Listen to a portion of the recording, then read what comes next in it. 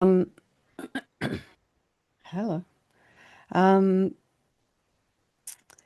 this is, and the way we do it here is the way Lama Yeshe taught it. And it is also done in, I think this practice, though, must have come, it's 5,000 years old. It must have come from the yoga tradition because in yoga they call it Nadi Shodhana and it's alternate nostril breathing. But in this particular tradition, it includes dispelling the airs or dispelling these kind of negative emotions. So there's a right brain, left brain cross patterning happening. There's visualization happening. There's breath work happening, and there's thinking happening. Yeah. So it's this meditation is actually done um, by those the Kagyu monks. You'll see videos of them. They're drying their bodies in wet sheets up in the mountains after they've done a 3 or 4 year retreat. That's part of their test. How much control do you have on your mind over your mind and body? So before they do that, they always have to start with this 9 round breathing. It's the very basic meditation, but it is enormously grounding and beneficial. So you don't have to be a highly trained monk, highly experienced meditator. You can just be ordinary myself and do this little practice, and you'll find some benefit from it. And many years ago, I was down in Laguna Beach. A friend invited me down there to do a 6 week meditation course, and we did this 9 round breathing, and this woman was married to an actor. They were no longer married, they were separated. And we just done the 9 round breathing, and she and her ex-husband, were having an argument about how to distribute funds to their children. And he said something sort of indicating that the son was not really bright enough to warrant college funds or something like that. And so rather than react, she remembered that she could do her 9 round breathing. So she went into her room and did the 9 round, said she didn't want to say anything. And she went to her room and she did the 9 round breathing, and then she came out and had an intelligent discussion. So this is the thing also too that I would like to emphasize to people. We've got to remember we have these tools. And half the time we sort of get so wrapped up in the moment we forget we've got tools. And they're so simple, just stand in the supermarket and breathe while you're in line, rather than go, hey, what's going on? Why are you taking so long? Anyway, so before we do start, though, I'd like to just show you. Okay, there's so many things open here. Okay, can close that one. Just show you where I'm at in my meditation. It's kind of me. I'm sort of here. I'm chasing after. That's my monkey mind. It's got control over me, and I'm chasing. So that's where I'm at. And probably a lot of people are probably here as well. But I also wanted to, I'm not joking aside, I'm going to give you an idea of where's it gone?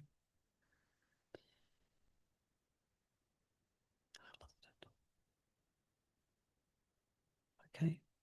This is the course outline, just being a little bit more serious for a moment here.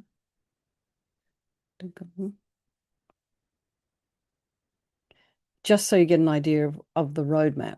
So today we're going to look a little bit about what mindfulness is and the importance of mindfulness. I realize we're running a bit later now. So we're actually probably going to do 3 meditations today, 3 or 4.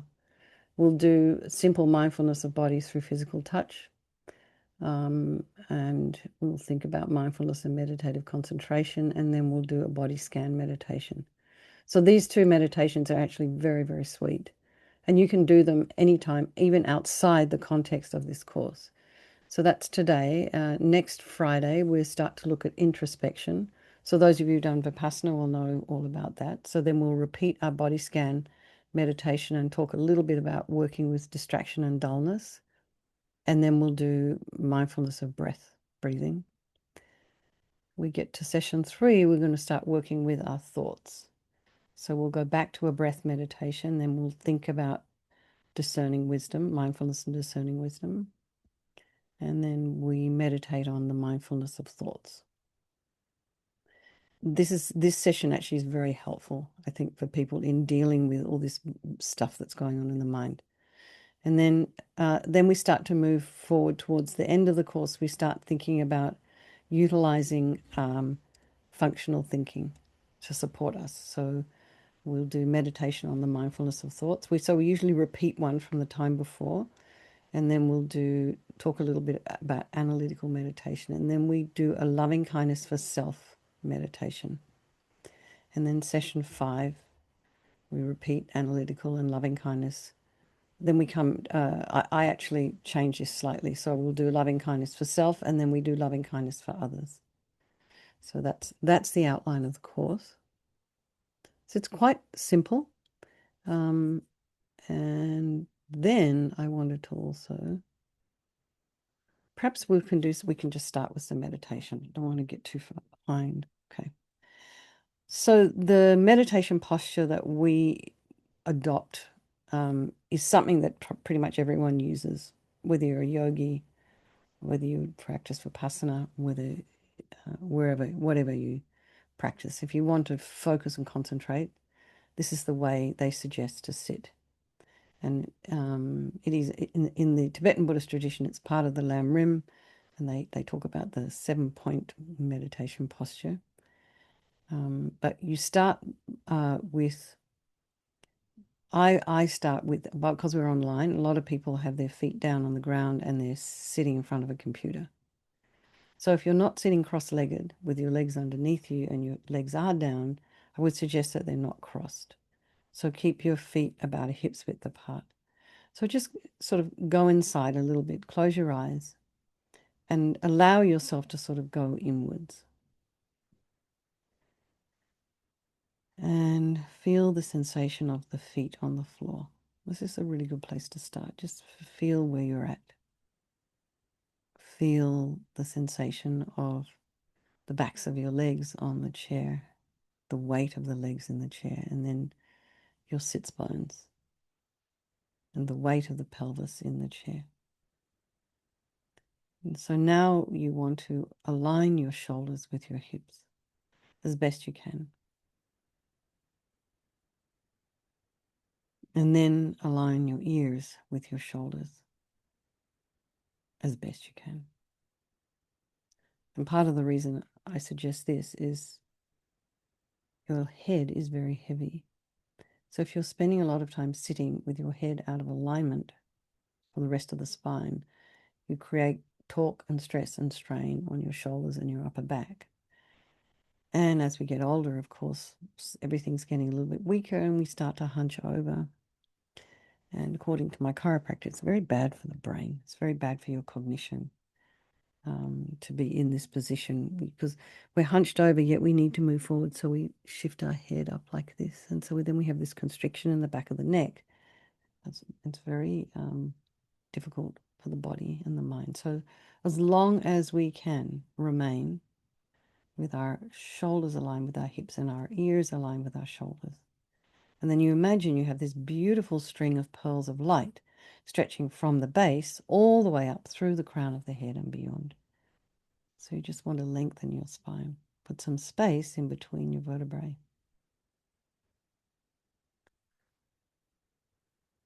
Your hands are resting in the lap. The right hand can be nestled in the left with the thumbs touching, or you can have your hands facing down on your quads or palms facing upwards.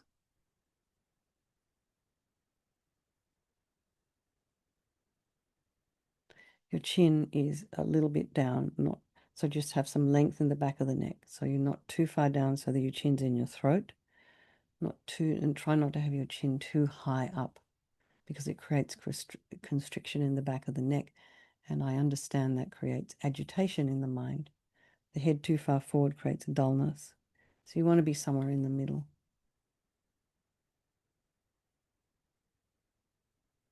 And your eyes, if you were to open them, they would be at like an angle of about 45 degrees, looking slightly ahead. So for many of you, it'll be in front of somewhere on your computer keyboard.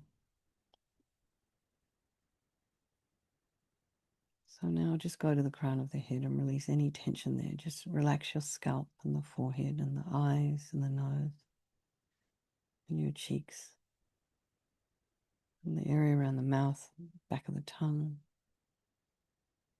and the jaw. Just relax the jaw, temples. Release any tension in the temples and relax your ears. Relax the back of the head and release your shoulders, your shoulder blades. And then relax the throat, the front of the body. Release any tension in your chest and your belly. And then just think about relaxing all of your limbs. So you're in this nice, comfortable, relaxed position. Then bring your attention to your breath, noticing the sensation of the air as you inhale and exhale. So for those of you who have studied Vipassana, they would, my Burmese teachers taught us to focus on a spot at the base of the nose. But this could be different for everybody according to your own particular training. And also, I think, probably due the shape of your nose. So the air you breathe in is going to be a little cooler than the air you exhale. So just feel that. And then bring your attention down to your chest cavity and just be aware of the diaphragm dropping as you inhale and your lungs expanding, and then your rib cage expanding. And it's expanding 360 degrees. This is what we're designed to do, not just to breathe in the front. We breathe 360 degrees. Nice full breaths. And then as you exhale, the diaphragm rises up again, assisting to push out all that exchanged air. Some people like to focus on the belly, the rising, the falling of the belly. So I would suggest for your meditation, just choose one of those areas. I suspect in the Vipassana tradition, focusing on the base of the nose, it's not such a large area, so there's not too many distractions. There's maybe more physical distractions if you're focusing on the chest cavity and the lungs and the diaphragm. And so another thing to be aware of when you're meditating, and maybe try and head this off before you sit down in your own practice, is potential distractions. We love our pets, but they can be distracting,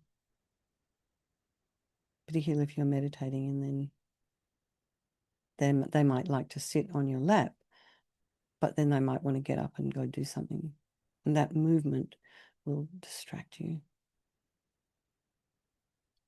So children, another distraction. People running around your home, so vibration, sound, and then smells. People cooking things like bread or coffee. It's attractive, it smells, it's nice. So that your mind goes towards it, but it takes you away from your meditation. And then if you're in front of a computer screen like we are now, there may be notifications coming through. So I had one person tell me, and while she was doing the Vajrasattva meditation with me at nighttime, she's looking at Facebook. It's like, do people actually do that? She goes, oh, yes. So I think we can multitask, but it's actually, I read that it's actually quite bad for your brain to multitask.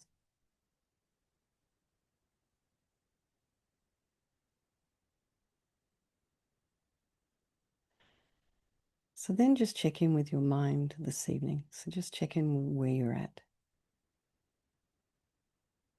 Just notice sort of the rhythm of your thoughts as they arise and abide and then dissolve. So try not to grasp any one particular thought or get engaged with its content of a story. Because the other thing we do is we create these beautiful movies about our future life that we really don't know if in fact that's actually going to happen. And in the process of creating this movie, then we get all invested and involved and we start arguing with imaginary people or having a lovely time with an imaginary person. It's just a fantasy.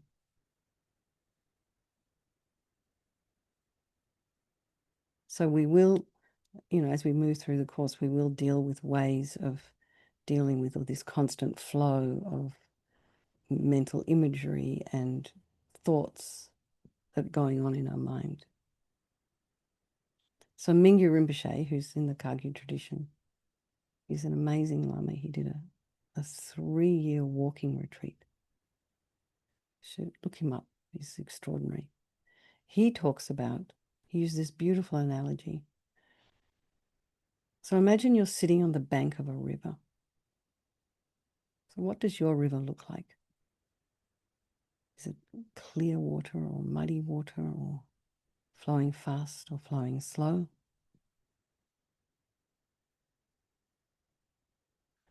Whatever it's doing, as long as you're sitting on the bank of the river and watching it, you're free from the water.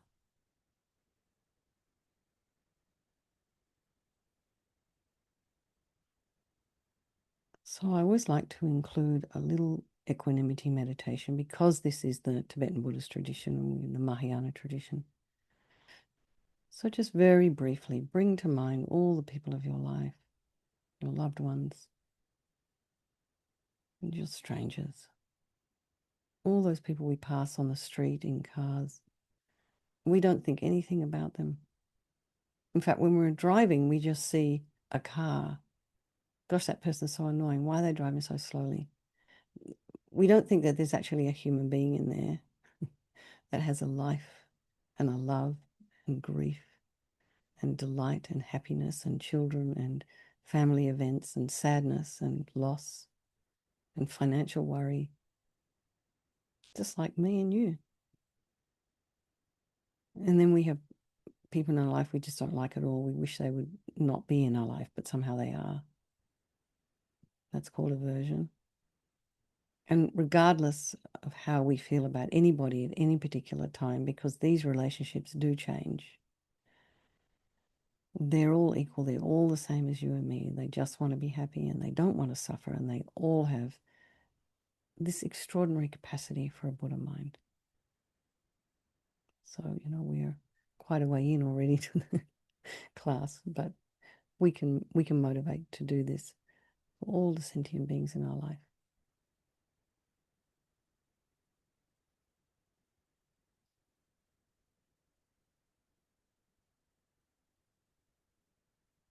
So just stay there in meditation and I'll talk a little bit about mindfulness is.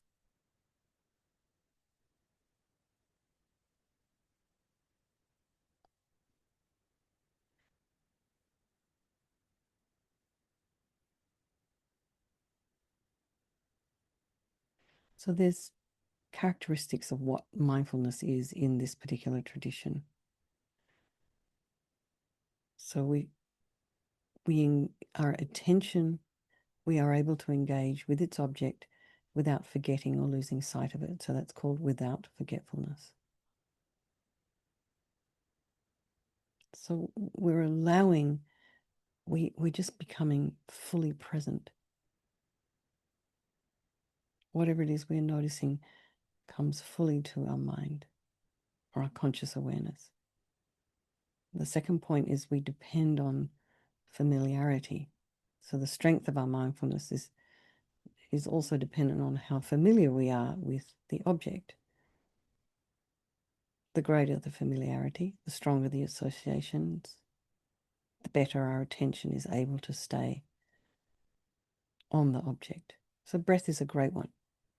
Our breath is with us 24/7 until the day we die. It's our home base. And you can do a marvelous single pointed concentration meditation on someone you love. No problem. We are capable of doing it. Prevent distraction. So mindfulness serves to keep our attention from wandering away from the object.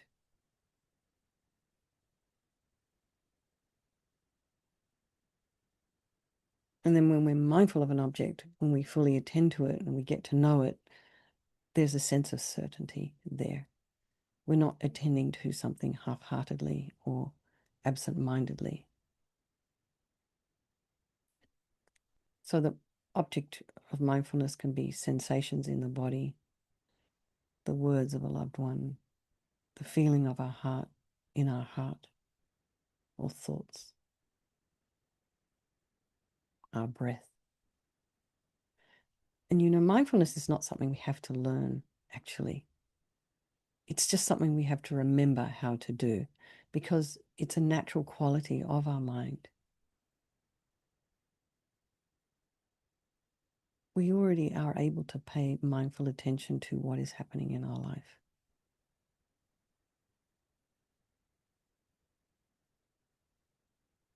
We just somehow need to kind of tune into and appreciate how important it is to our well-being and learn how to strengthen it.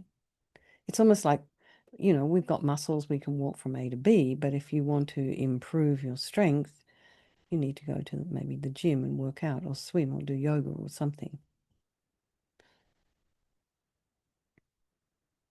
So in, popular pop meditation culture, it's a little bit, mindfulness is kind of used to manage stress or difficult emotions. And it's found to be helpful because a lot of our problems actually stem from, mindless, habitual, maladaptive reactions to some circumstances. Sometimes these sort of habits may be helpful, may have been helpful in the past, but now, they're not working. They don't work long term. So, for example, some people might cope with stress by thinking about the future or planning ahead.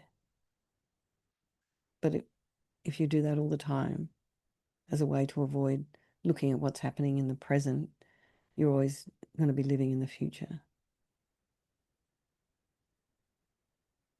And then you get this habit, you're in this habit of thinking about the future and not being present. So this kind of mindfulness training just helps us to rechannel our attention to what's actually happening in the moment. So it's almost like we have to decouple ourselves from these habits that we have.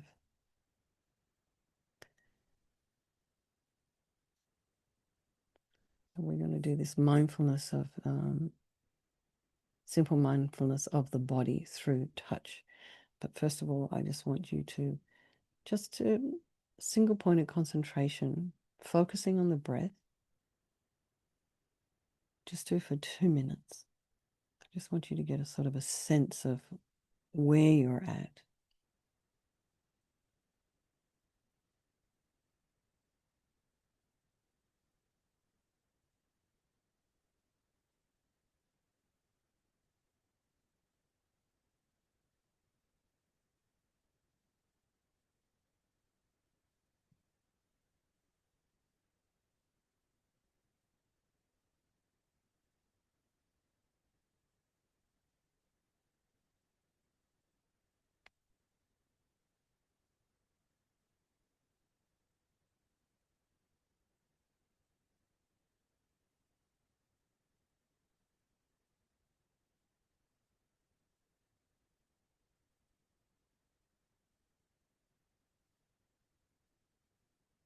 Just notice if your mind is traveling and very gently bring it back to the breath.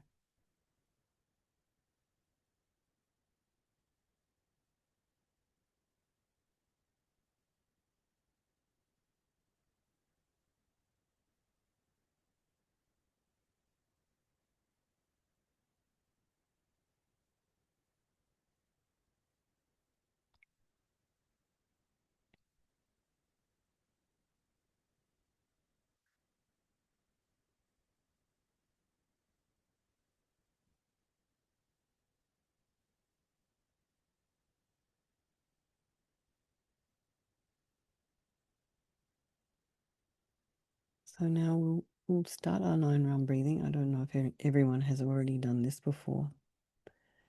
But you start by this finger here, index finger, just place the top of your index finger where the nail is on your left nostril, so you're opposite to me.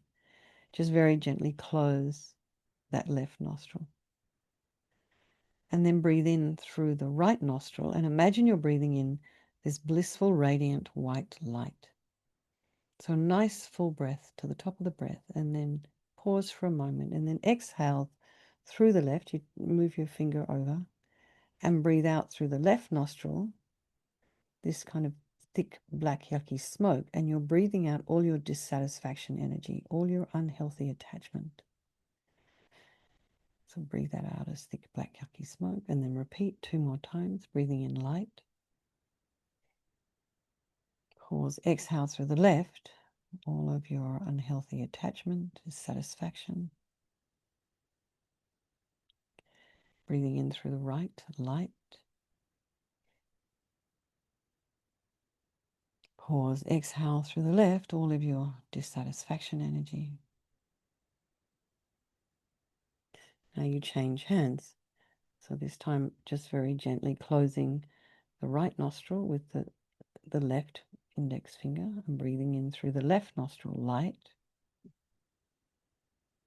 Pause, exhale through the right, all your anger, bitterness, and grudges. Breathe that out as thick, black, yucky smoke. Breathing through the left, light. Pause and then exhale through the right, all of your anger.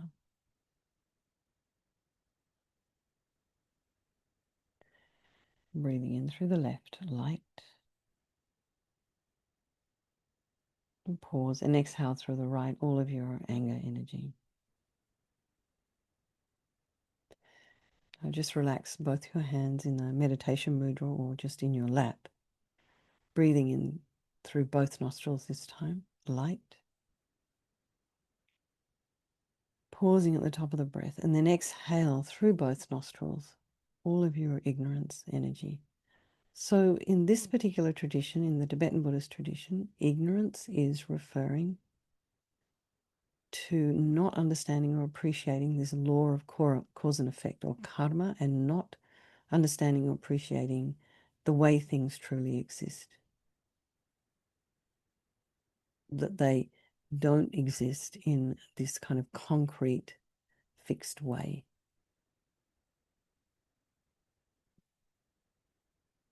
Things do exist, just not the way we think they do.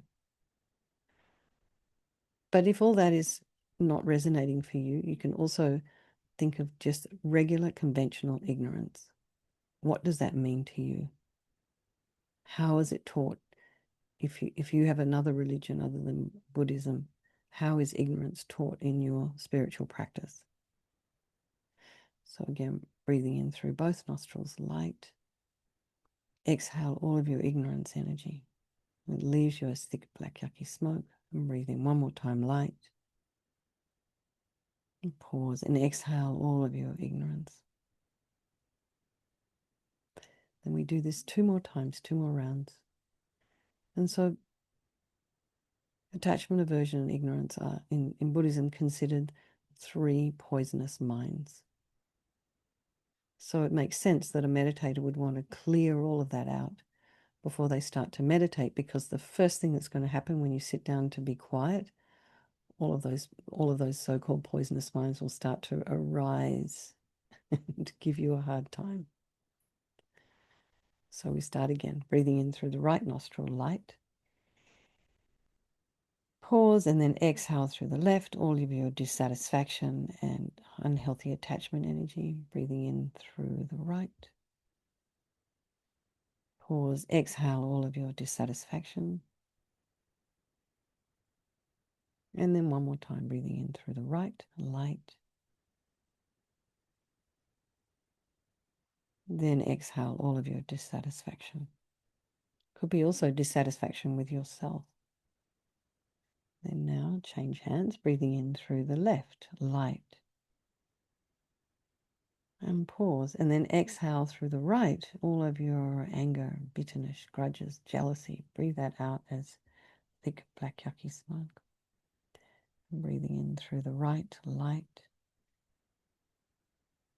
Pause, exhale through the left, all of your anger. And then again, breathing in through the right, light.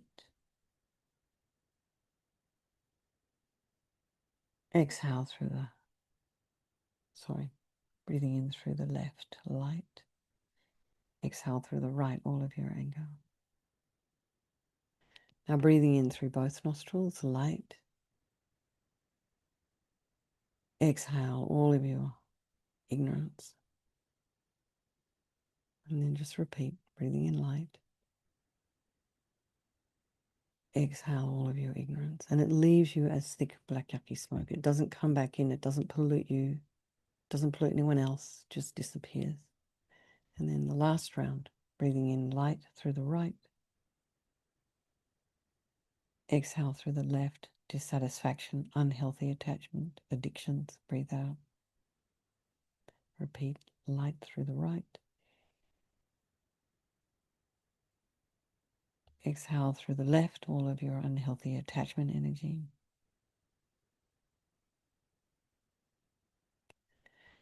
Breathing in light through the right. Exhale through the left, all of your unhealthy attachment. Breathing in through both nostrils, light. And pause. And then exhale all of your ignorance. And breathe in light. And then exhale all of your ignorance. It's thick, black, yucky smoke. Now just imagine you've cleaned the dust off the mirror of your wisdom.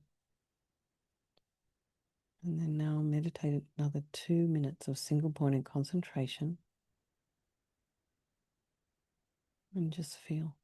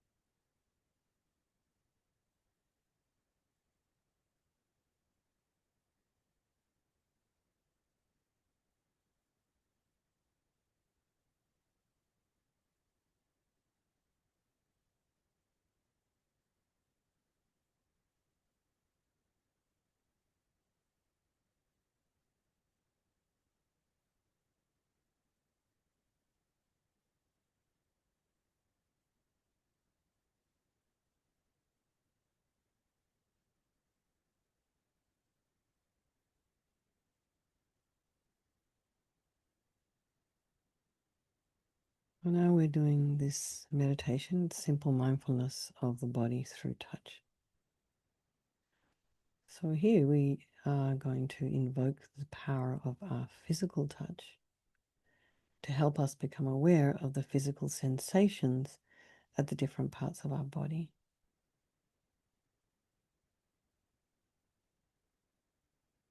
So it's actually, in the Vipassana meditation courses, you spend 4 days in single pointed concentration before you start to think about sensations. But here, it's almost like a quick path in, so to speak.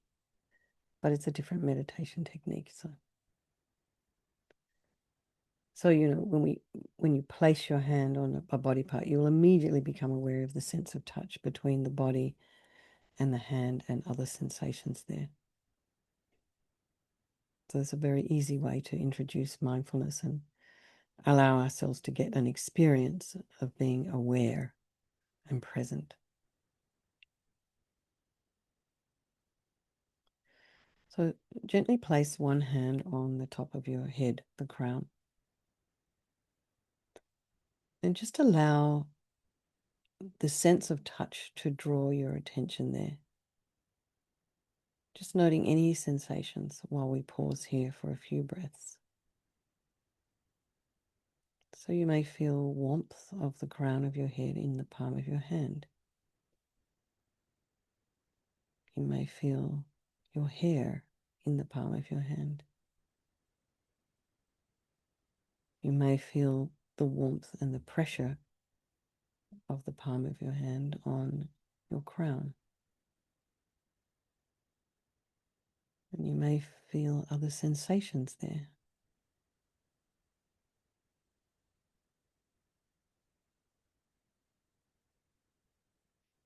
Now moving down to our face, place both hands very gently on the face and just notice the sensations there.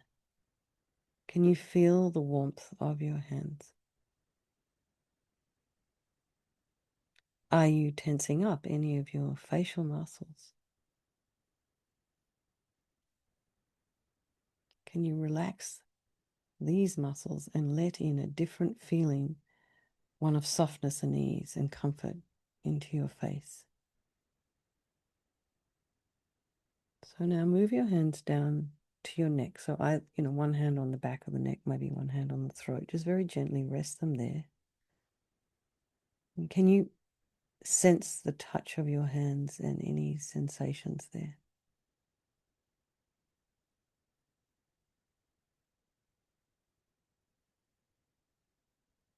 And moving to our shoulders, place your left hand on your right shoulder and just rest the right hand on a physical support, maybe the arm of your chair. And how is your shoulder feeling today?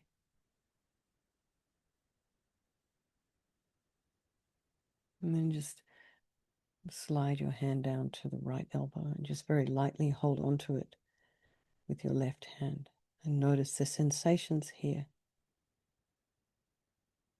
Maybe your arm is a little cooler than your hand. What are you feeling underneath the palm? What does the elbow feel?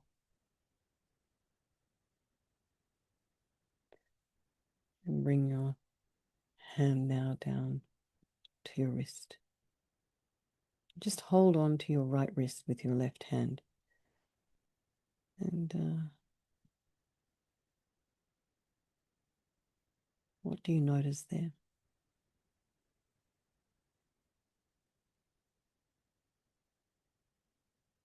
Now place one hand on top of the other hand. So the palm of the left hand is resting on the back of the right hand. And just sense the warmth between the two hands.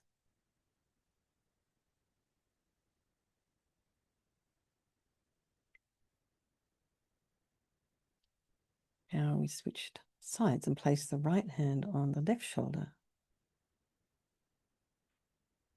What do you notice there?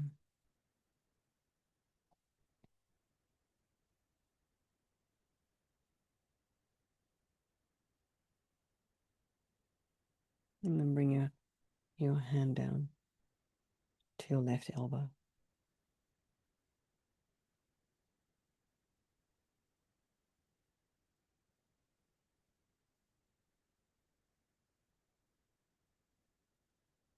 To your left wrist.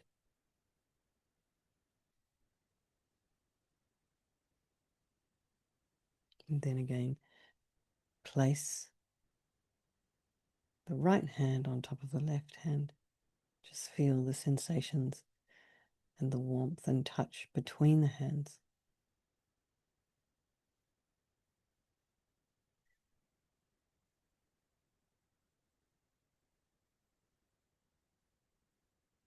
Now bring your hands to your chest and place both hands over your heart center. And what can you sense there? Can you feel the beating of your heart? Can you feel the rhythm of your breath along with other sensations?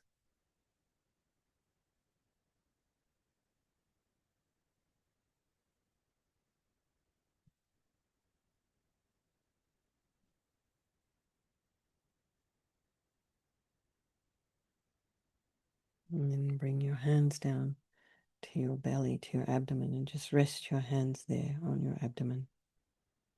And just see if you can feel the sensations both at the surface and deep within your abdominal cavity.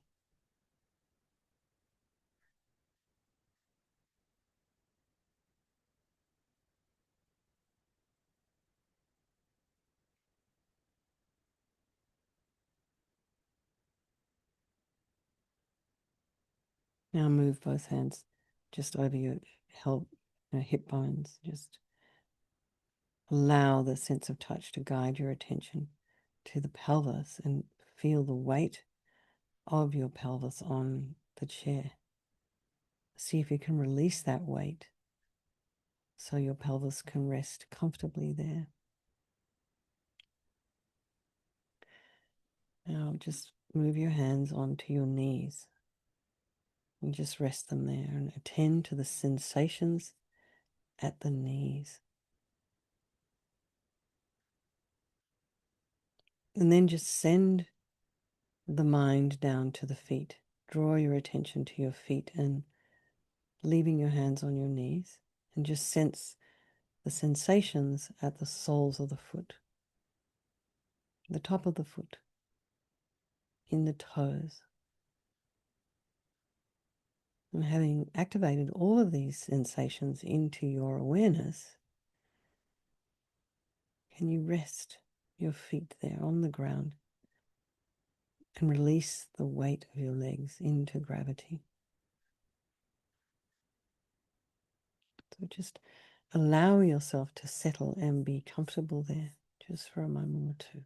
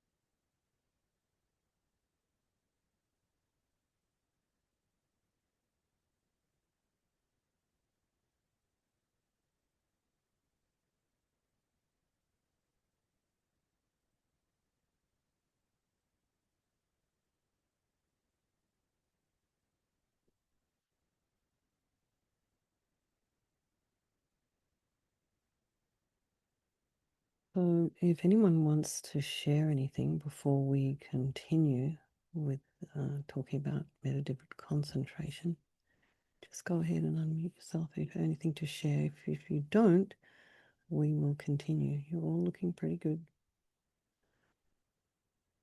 Okay. And anytime you need to wriggle around or stretch your feet, you can just go ahead and do that.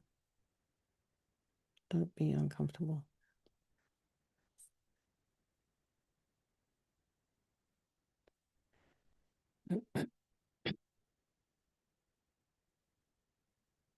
So during this course, we're going to apply mindfulness in both stabilization meditation for developing concentration and analytical meditation for developing discerning wisdom.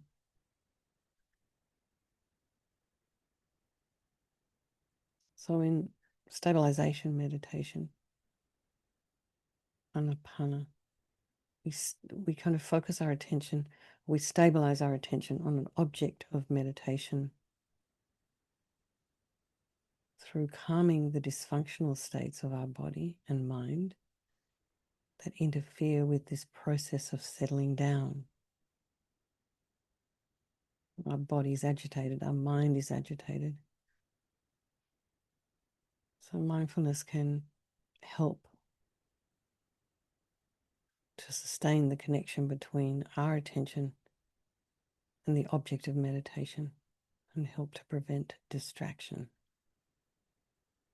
And so when you get very focused and concentrated, not spaced out, you can develop a state of meditative absorption known as karma abiding or shamatha. And this is a state of body and mind that's calmed everything down. Unhelpful physical tension, unhelpful mental agitation. So the body and mind can abide steadily and blissfully in meditation with attention focusing undistractedly on its object of concentration. And this is a state of deep concentration. And next week we'll review this in with an image. I'll share it next week.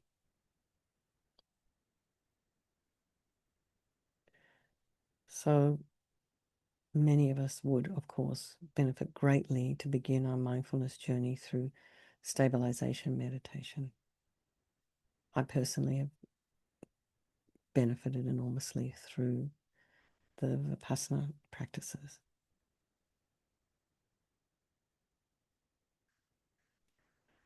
So when our concentration is weak and we have all these, distractions and hindrances, sometimes they're stronger than others. Sometimes it gets very strong at the beginning of a practice. Our training in mindfulness helps us to counteract some of the unnecessary tension, agitation in the body and mind that kind of prevent us from settling down into meditation. And this can be habitual reacting to something going on in our life. And sometimes, you with the best intent, you still can't help worry about something. Some of the best practitioners in the world are also warriors.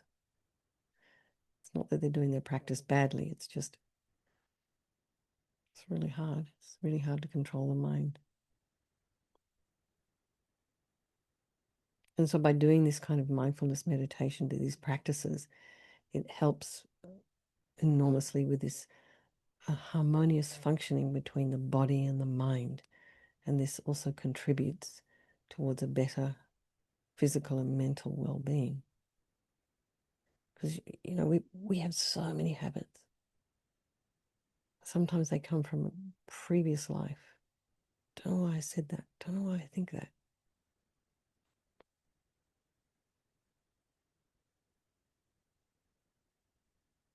So when we're applying mindfulness to our whole body, we are attending to these very simple bodily sensations at different parts of the body. That, this can facilitate a healing of the connection between the mind and body. Sort of can stimulate the parasympathetic nervous system and helps us to unwind a little, release, let go of some of these habitual stress responses that we have.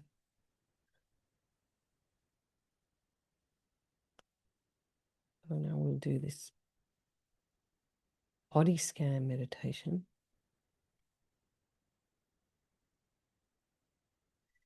And before we go on, just inviting anybody to share something if they wish, or we can just do it at the end. Nope, you're all in meditation. All right.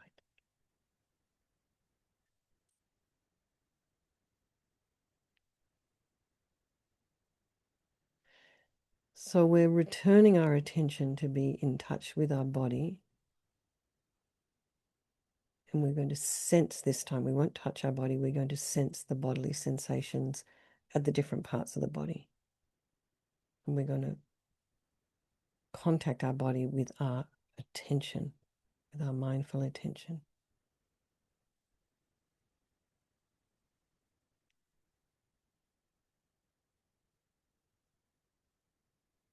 So we're helping to facilitate the body and the mind to release unnecessary tension.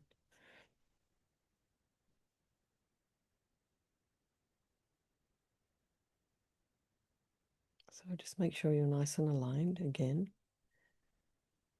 Rest your hands either in your lap or just on your armchair, on the arms of your chair, just to allow your shoulders to relax. And, all of these meditations, you're free to leave your eyes open. I would suggest, though, that you just crack them open slightly, eyes would be down in an unfocused gaze if that's what you're going to do. It's also a way to sort of prevent a little bit of dullness. You open your eyes just a little bit to let some light in. It brightens the mind a little. Another thing you can do to brighten the mind is just just imagine you're about to break into a smile, but you don't. But that's the intent. I'm about to smile, but you don't, and that lifts the mind. It's amazing. So now bring your attention to the crown of your head and just release any tension there. Just notice the sensations at the top of the body there. There may be some tingling, a feeling of pressure. There could be warmth or coolness, or maybe just nothing at all. That's fine too.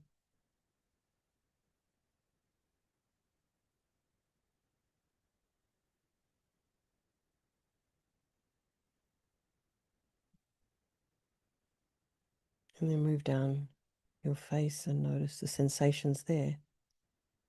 Are you tensing up any of the facial muscles? Can you let them go? Can you release the tension around your forehead or your eyes or your nose, your jaw? And as you relax these muscles, can you let in a different feeling, one of softness and ease and comfort into your face?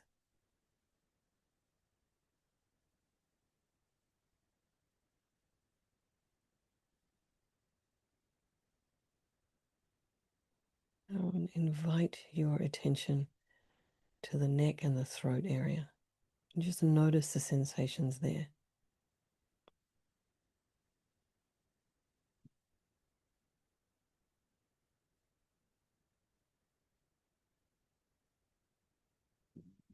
And move down to your shoulders. How are your shoulders feeling today?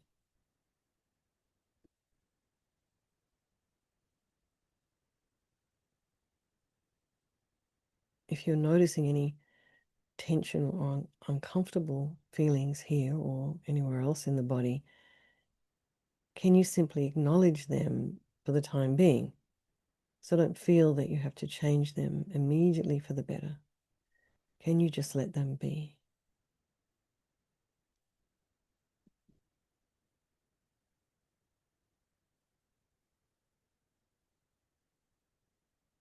And just allow now your attention to flow down both of your arms at the same time.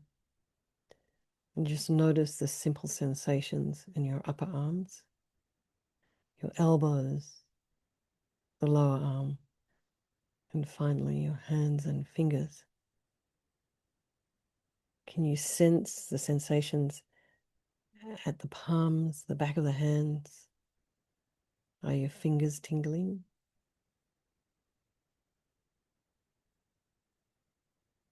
Can you rest both arms and hands on their physical support and release their weight into gravity?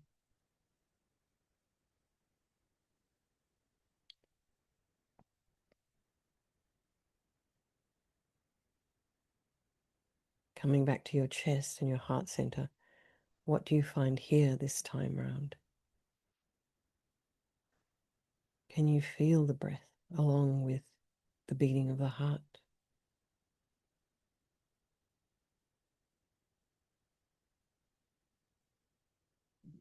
So as you notice your exhale, take this opportunity to release anything unhelpful or unwanted. And just allow it to flow away with the exhale.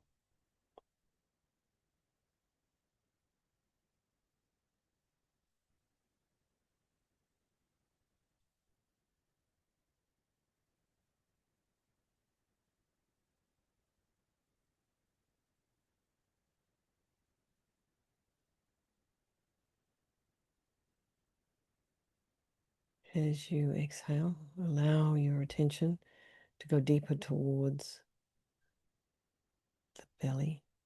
Just relax your attention within the belly at the level of your navel, just maybe a little bit lower, 2 inches in, 2 inches down. And just feel the sensations there. And then take your mind down to the base of the spine and rest your attention at the tip of the tailbone.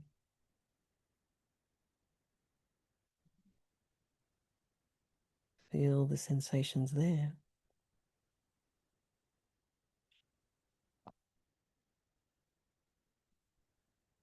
Feel the weight of our pelvis on its physical support. And just see if you can release that weight so that your pelvis can rest comfortably there.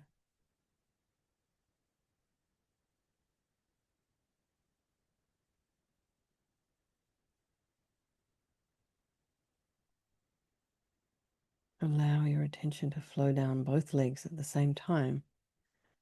And notice the simple sensations at both of your hip joints, the upper legs, the quads, the knees, the lower legs, until you finally arrive at both feet.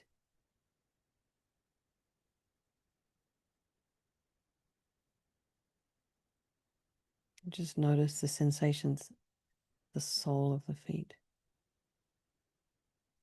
You could be noticing texture, weight, pressure, temperature. Maybe notice the sensations at the top of the foot. You know, you may have your feet in socks or slippers or shoes. And then notice your toes. Can you rest both legs? Can you release their weight into gravity? So rest your body here in this posture and allow it to settle and be comfortable here. And rest also your attention here with your body and your breath. And each time you exhale, let's just use it as an opportunity to deepen this sense of release, releasing anything unhelpful, unwanted, releasing yourself deeper into the present here and now, into your meditation.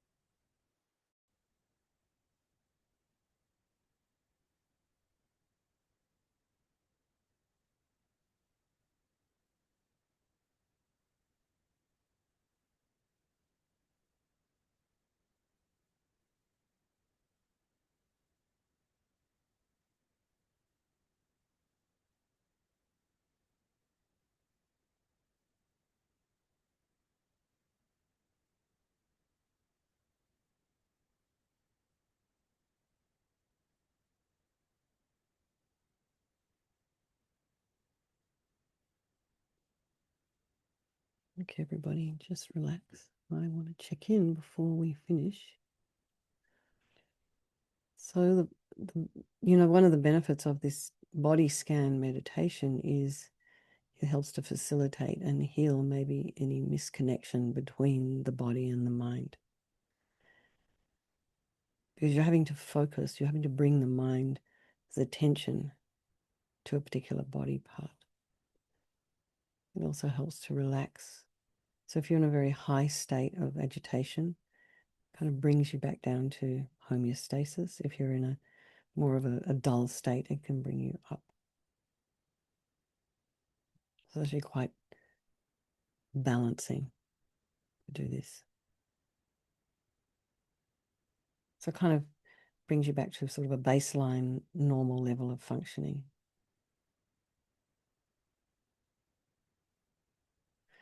Okay. What's everybody else's experience of that? Does it resonate? We have 7 minutes, 8 minutes.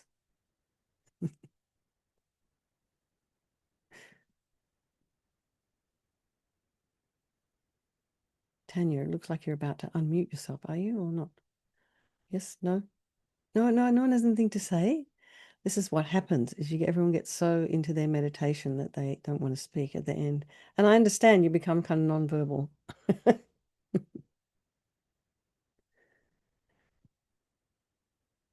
Anybody, anything, any questions? I have a question. Yes, Laurie. So first of all, thank you for these beautiful meditations. They were so No helpful. worries. Okay, good. The is there any kind of script that like what you guided us through, particularly with the nostril breathing? I just checked the emails if they were attached to that. I didn't Ah, see it, but like, is there something that you can share with us? one, I think what might be helpful if next week I can record the 9 round breathing meditation. I can send it to Patty and she can send it out to everybody. You can just listen to it. Um, it is actually in Lama Yeshe's Ego Attachment and Liberation, that book there. He talks about this 9 round breathing. He does also include extra lights, but I'm not bringing that in here. Gets a little complicated with the different channels. But Laurie, I'd be more than happy to do that if you wish. But I can also just write something very simple to Patty and just to remind you which nostril to breathe out with, thinking what and where to put the fingers, if that's what you're asking, right? Yeah, Yeah, where yeah, to put everything, yeah. Mhm. what goes when. Exactly. Thank Some people do it the other way around. Some people will start by breathing anger out through the left and attachment through the right. But this is just the way Lama Yeshe taught it. And there may be something to do with the different channels being more connected to attachment or anger than others. I don't know about that, the depth of that. But I'm more than happy to do that, Laurie. No problem. thank Yes. you. Yes. Okay. Someone else. Ranji. I was just going to ask if you have any suggestions for mindfulness in the sense that oftentimes when our emotions kick in, we Oh, yeah. forget to be mindful. Oh, yeah. And that was something that I've been again and again studying on mindfulness, really just remembering to be aware. Like if I'm eating and it's so tasty and I'm just shoving it down my Shoving it in. Yeah. throat, then I'm like, wait a minute. I just need to be aware. So I don't know if there's some, or does that just come in time, or how do we be aware when someone just cuts us off on the car, you know? Um, Yeah. And you want to give them the finger yep. rather than, oh gosh, you must be having a really bad day. I'm so sorry. You know, um, so a couple of things. I think a lot of this is cultural as well. When I was in Nepal, I'd be going around the stupa at Bodh and Bodha. And I remember one time I ran into somebody. It was my fault. And I felt annoyed that they were there. Their reaction to me was, "Oh, I'm so sorry, Anila. I felt terrible. I was on my fault." And they immediately apologize for being in my way. So that's a cultural thing, right? That's the way they think. So there's that bigger picture as well. Then when we have this, for example, eating, of course, there's this habit that we can get into of offering and blessing our food before we shove it in our mouth. So, you can just sit there and look at it and think, gosh, all those people that put that meal together for me, or all the people that grew that food, or that how amazing we have access to this beautiful food. Every time I go into we have it's organic everything here in this area. Every time I walk into the store, I'm like, I'm so grateful this is where I live, because they have little notes on the pears at how far away they were grown, like 50 miles up the road or 200 miles. So that if I don't want to, if I want to be environmentally conscious, I don't buy the 200-mile away one. I either buy the one that's in season, that's just kind of close by. So there's this sense of developing a sort of sense of gratitude, which I think is in every religion anyway, in many, many different practices. So that itself becomes a discipline. And then this thing about reacting when people are cutting in front of you. So if you're thinking before you get in the car about the friend, enemy, and the stranger, and how many strangers you're going to meet on the road, and thinking about what their lives are like in their car, and if they're kind of acting in an unconscious way, it's almost like we have to put a gap between our natural reactivity and our reactivity. So it's almost like if someone says something to you that's stimulating in one way, it may be negative, something that you would normally react to. It's like we almost have to discipline ourselves to go, rather than answering, we might say, I need to think about that. Can I get back to you tomorrow? And that immediately puts them, it's almost like you must have had many emails to answer in your life, right? Being in your job. So it's almost as if not responding immediately to an email, maybe even don't put the subject line in there, because the computer will remind you, oh, you sure you want to send this? There's no subject line. And then when you reread that email and you're like, oh, look, I sound crazy, maybe I won't send that. So it's almost like we have to put a stop in there ourselves. But there are very simple things we can do. But then, like you said, we got to remember to do them. And it's almost like this is part of being mindful, is when you wake up in the morning and just think, okay, so what's my goal for today? I've got to meet this person, this person, this person. This could be stressful. How am I going to prepare for that? Does what I'm saying make sense, or is it not quite what you were asking for? No, no, it makes a lot of sense. But for example, what I've observed, it's in my own life, Mm. I'm able to be more mindful on a retreat than Oh, in yeah, of daily course. life. So Yeah, like, I know. do you know what I mean? Like it's Yeah, I so know. easy to Yes. be mindful and all of Yeah. that, but in daily life is I'm trying to figure out that in the daily life when I wake up and I go to the machine at 6 o'clock Yeah. and I'm like it. But yeah, there are things I guess that have to be cultivated over time. So what is it for you? I know what it is for me in retreat, but what is it for you in retreat that makes it easy for you to not be reactive, but when you're in your regular everyday life, that's not so easy? For sure, stimulation in a Mhm. retreat. I don't have a pen and a computer, and especially in Vipassana retreats, there's no writing or anything. In silence, right? Right, and Yeah. you put your head down, so literally you're avoiding stimulation. Hmm. So for me, being in the street, as soon as you wake up, there's all this stuff, Yeah. you know. Yeah. So it's like yeah. It's at one time I carried beads in my pocket just to remind myself, hey, you're going outside, just be kind or whatever. Like on my computer, work computer, I have a bunch of stickers, be kind, speak softly, speak gently. It doesn't Beautiful. always work. Yeah, but you're miles ahead. That's incredible. I mean, Lama Rinpoche used to have on his bathroom mirror certain mantras to say before he washed, certain mantras to say before he went use the toilet, Yeah. certain mantras to say when he flushed. I mean, he was extreme in how alert he was to absolutely everything. And I think Eve, I mean, yeah, it was kind of extreme because I lived with him for quite some time in his house in Aptos here in California. And there was one time we were coming back from, I don't know, some event at Land of Medicine Buddha, and there were all these, it would have been raining like crazy, and all the worms had come out because they were getting wet and they didn't want to be underground anymore. And Rinpoche made us pick up every single worm on the road. I mean, we were out there at 3 o'clock in the morning picking up worms, putting them in buckets. And then when we got up to the house, Rinpoche wanted them circumambulated around all the holy objects.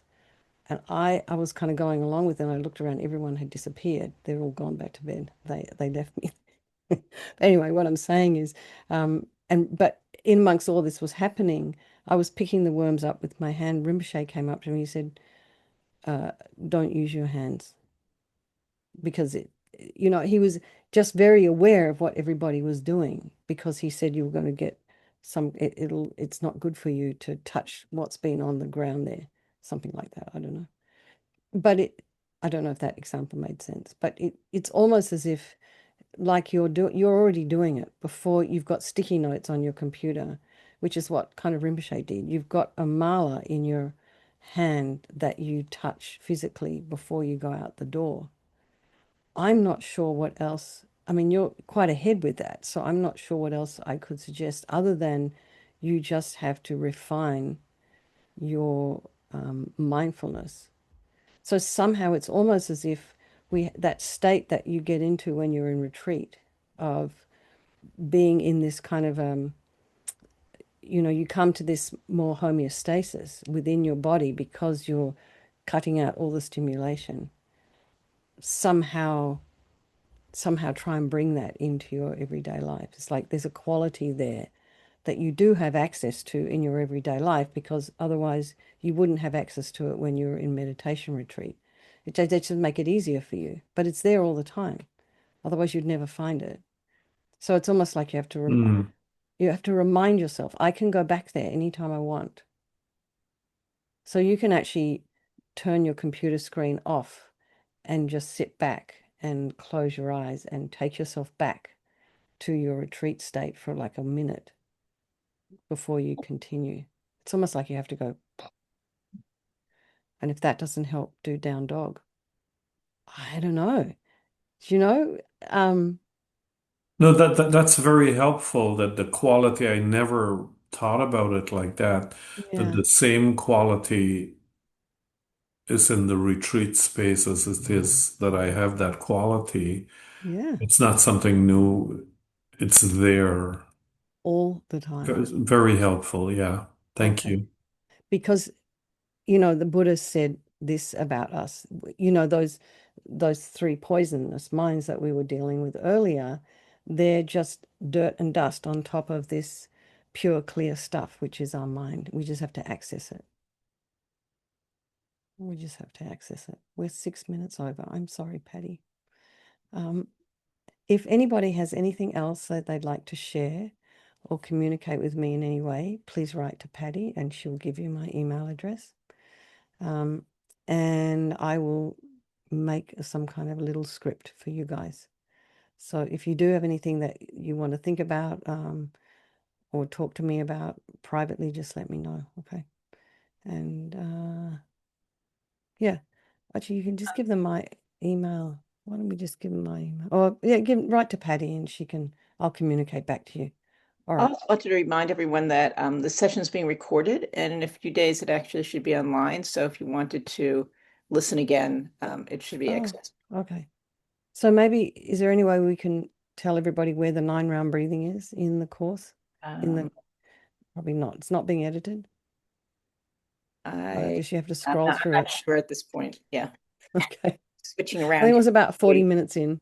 Yeah. All right, everybody. I can listen to it and figure out where it is. So yeah, we can do that. Well, I think I'd like to also give you the script as I will. I'll just write as well. But yeah, you can listen to it. It would be helpful. All right, everybody. Lots of love. Thank you so much. I've really enjoyed working with you. Thank you, Patty. Thank you, Sheila. Thank you, Ranji and Tanya, Alice and Laurie and Yeshi. All right. Thank See Thank you. you you, guys Venerable next week. Katie. Okay, Thank you bye-bye. so much. Thank you. See you next week. Thank you. Bye. Bye-bye.